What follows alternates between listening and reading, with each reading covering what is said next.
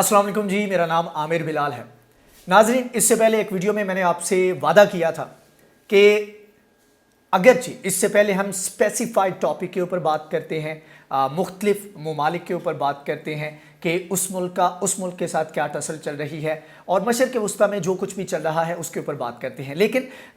आज हम बड़ी पिक्चर के ऊपर एक नज़र डालेंगे, समराइज़ करने की मैं कोशिश करूँगा कि ओवरऑल एक पिक्चर बन जाए जिससे आपको समझने में आसानी हो जाए कि इन तमाम तर ममालिक के बीच में तो जो चल रहा है वो चल रहा है, लेकिन अगर हम एक बिगर पिक्चर के ऊपर नज़र डालें तो इस पूरे खित्ते में क्या चल रहा है, यहाँ पर कौन सा प्लेयर किस प्लेयर के साथ मिलकर खड़ा है और कौन से मुल्क को साइडलाइन करने की कोशिश की जा रही है, किस तरह से अरब ममालिक में जो बैरूनी मुदाखलत है, चाहे वो मुस्लिम ममालिक की तरफ से हो, बल्कि ख़ास तौर पर मुस्लिम ममालिक की तरफ से ही जो मुदाखलत है उसको रोकने के लिए क्या प्लान किए जा रहे हैं।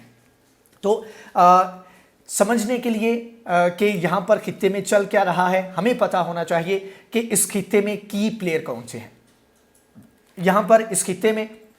अरब ममालिक की बात करें तो लीडर के तौर पर अभी तक जो जाना जाता था, जो माना जाता था, वो था सऊदी अरब। अगरचे उसकी जो सॉवरेनिटी है, उसकी जो सुप्रीमेसी है, उसको चैलेंज किया जा रहा है कुछ ममालिक की जानिब से।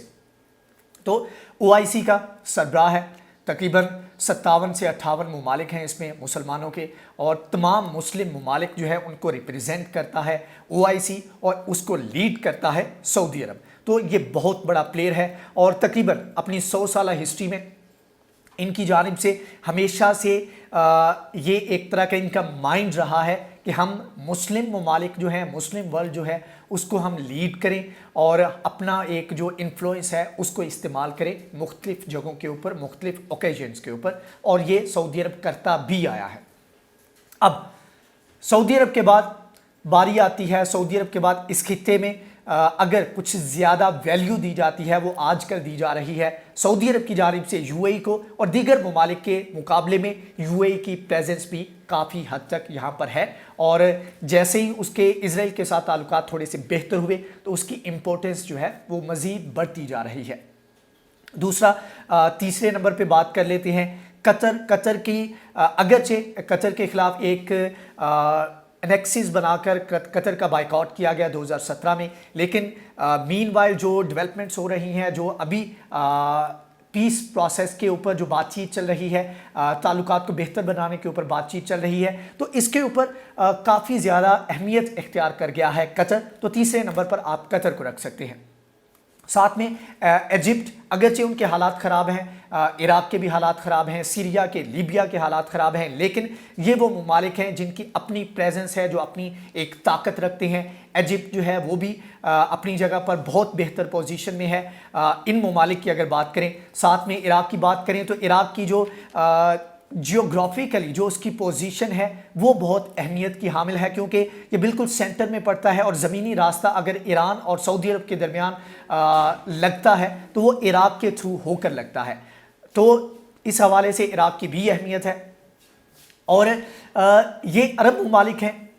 जिनकी अपने जो आपस में मामलात ख़राब चल रहे हैं वो तो हैं, लेकिन इन सब ममालिक को जो सबसे बड़ा थ्रेट है वो है ईरान से, और उसके बाद अगर बात कर लें तो वो है बड़ा थ्रेट तुर्की से। तुर्की की इकनॉमिकली बहुत बड़ी प्रेजेंस है इन ममालिक के अंदर, और मईशत के लिहाज से बहुत बड़ा इनका जो ट्रेड वॉल्यूम है बहुत बड़ा है। और उसके साथ साथ ईरान की वैसे प्रेजेंस जो है प्रॉक्सी वार्स में, और यमन में जो प्रेजेंस है, सीरिया में जो प्रेजेंस है, वो बहुत बड़ी थ्रेटन करती है इजराइल को और साथ में सऊदी अरब को और दीगर ममालिक को। इस हवाले से ये की प्लेयर हैं जो कि अहमियत इख्तियार कर गए हैं। अरब वर्ल्ड का हिस्सा ना होने के बावजूद ये खटकते हैं इन आंखों में जो कि सऊदी अरब के ऊपर, सऊदी अरब के जो कि अरब वर्ल्ड के ऊपर हुकूमत करने के ख्वाह हैं। अब बात कर लेते हैं कि तुर्की का इसमें स्टेक क्या है। तुर्की ने यहाँ पर रूल किया हुआ है खिलाफत उस्मानिया के दौर में। खिलाफत उस्मानिया का जब खात्मा होता है तो उसके बाद तुर्की को ना चाहते हुए इन इलाकों को छोड़ना पड़ा, और अभी भी वो क्लेम करते हैं, तुर्किश जो हैं वो जब भी सऊदी अरब आते हैं तो उनको अपने वो पुराना वक्त याद आता है जब वो यहाँ का इंतज़ाम संभाला करते थे, यहाँ पर रूल किया करते थे, और वो अब भी चाहते हैं कि जो इंतज़ामों इंसराम है, ये तमाम तर इलाके जो हैं, जो हजाज मुक़द्दस है और इसके अलावा जो होली प्लेसेस हैं, इनका इंतज़ाम उनके पास दोबारा वापस आ जाए। तो वो अपने इस खित्ते में, अरब ममालिक में अपनी प्रेजेंस को मुख्तलिफ तरीक़ों से यहाँ पर रहना चाहता है। कतर में उसकी मिलिट्री बेस है, कतर के साथ उसके बहुत अच्छे ताल्लुकात हैं, इसलिए ये अहमियत इख्तियार करता जाता है। अब बात कर लेते हैं कि इस खित्ते में करंटली चल क्या रहा है, इन ममालिक, कौन से ममालिक एक पेज पर हैं या एक पेज पर आने की कोशिश कर रहे हैं, और कौन से ममालिक के खिलाफ एनेक्सेस बनाने की कोशिश की जा रही है। अब बात करते हैं कि इज़राइल ने जब यूएई के साथ अपने ताल्लुकात बेहतर किए, इनके साथ डील की और इनके ताल्लुकात नॉर्मल हुए और मुख्तलिफ वादे भी साइन किए गए, तो उसके बाद यहाँ के हालात थोड़े से तब्दील हो गए। उसके बाद बहरीन आता है, बहरीन की जानिब से अगरचे इनकार किया गया लेकिन कि हम तस्लीम नहीं करेंगे इज़राइल को, लेकिन कुछ ही दिन के बाद, 15 दिन के बाद तकरीबन उन्होंने तस्लीम कर लिया इज़राइल को। उसके बाद सूडान ने भी इसी तरह किया, और सऊदी अरब के जिस तरह के मामलात चल रहे हैं, ऑफिशियली नहीं लेकिन जिस तरह की उनकी हरकतें हैं, उसके ऊपर हम कह सकते हैं कि वो भी तकरीबन तस्लीम कर चुका है। जब सऊदी अरब तस्लीम करेगा तो फिर दूसरे जो अरब ममालिक हैं, छोटे ममालिक हैं, ओमान की बात कर लें, कतर की बात कर लें और दीगर ममालिक की बात, कुवैत की बात कर लें, तो इनके लिए ये ज़्यादा रेजिस्टेंस शो नहीं करेंगे, ये भी तस्लीम कर लेंगे। अब इज़राइल को लगता है कि अगर वो सऊदी अरब को हाथ में कर लेगा, दीगर ममालिक को अपने हाथ में करना उसके लिए आसान हो जाएगा। इसके लिए वो चाहता है कि अरब वर्ल्ड में जो इख्तलाफात हैं, अरब वर्ल्ड में जो तबाही है, जो सिविल वार की सी कैफियत है, इसको ख़त्म किया जाए, इनको यूनाइटेड किया जाए। क्योंकि सऊदी अरब को अगर वो वाइट वेल का इसको नाम देते हैं, वाइट वेल वो मछली है जो कि बहुत कम मिलती है और बड़ी मुश्किल से उसके ऊपर नज़र पड़ती है, उसको हाथ में किया जाता है। तो सऊदी अरब को उनको लगता है कि अगर ये इसको अपने हाथ में कर लेंगे तो दीगर ममालिक को हाथ में करना मुश्किल नहीं होगा, और वो तकरीबन सऊदी अरब को अपने हाथ में कर चुके हैं। अगर सऊदी अरब एक पेज पर होता है, अरब वर्ल्ड जो है एक पेज पर होती है, तो फिर जो सबसे बड़ा थ्रेट है अरब ममालिक के लिए, इज़राइल के लिए, उसको टैकल करना आसान हो जाएगा, और वो बड़ा थ्रेट है ईरान। ईरान के खिलाफ एक एनेक्सिस बनाने के लिए, माहौल बनाने के लिए, ईरान के ऊपर चाहे हमला किया जाए या दीगर इक़दाम किए जाएं, सैंक्शंस लगाए जाएं, उसके लिए ज़रूरी है कि अरब वर्ल्ड के जो ममालिक हैं ये एक पेज पर आएँ। इस तमाम तर सिनेरियो में एक पेज पर लाने के लिए, इसलिए इतनी मोहब्बत का इजहार किया जा रहा है इज़राइल की जानिब से, इसलिए इतना एक्टिव रोल प्ले किया जा रहा है अमेरिका की जानिब से। जैरेड कुशनर जो है उसने रिसेंटली विज़िट किया है और अभी भी यहाँ पर मशरिक़ वुस्ता में है, और कतर और सऊदी अरब के ताल्लुकात को बेहतर बनाने के लिए एक अहम पेशरफ्त सामने आई है, और आने वाले वक्त में मज़ीद ताल्लुकात बेहतर भी होंगे, और दोनों जानिब से इसको एक्नॉलेज भी किया जा रहा है। और सऊदी अरब ने जो एयर स्पेस है उसको भी खोल दिया है, और बॉर्डर जो है वो भी खोल दिए हैं कतर के लिए, जो तकरीबन 3.5 साल से बंद थे।